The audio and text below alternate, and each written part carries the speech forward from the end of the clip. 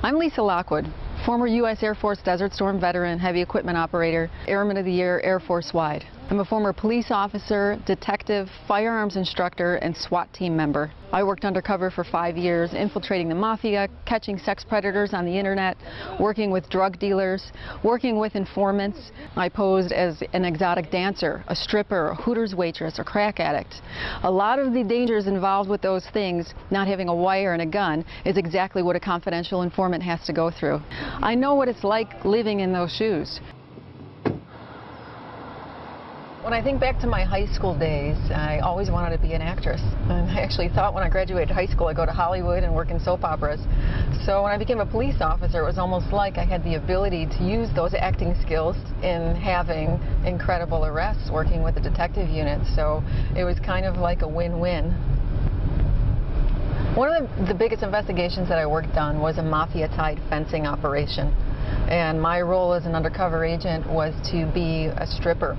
That resulted in an incredible search warrant where we seized a lot of property, a lot of money, and I also received the Grand Cordon Award with the police department for my role.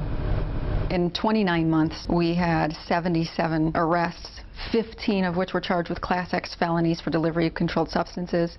We executed 23 search warrants, recovered 8 firearms, including a MAC-10, seized in excess of $150,000 that had to do with illegal narcotic trafficking and dealing.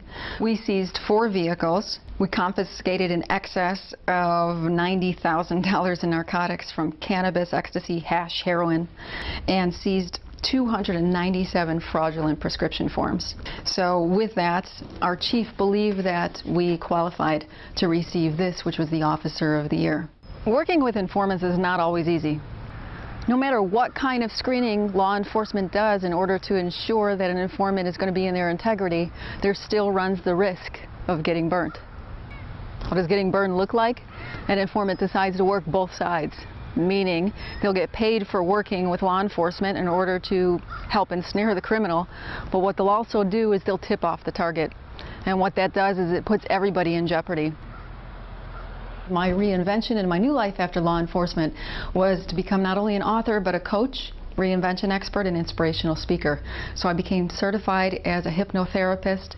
I do timeline therapy with individuals and also neuro-linguistic programming. And these are the certifications for that. My name is Lisa Lockwood. Thank you.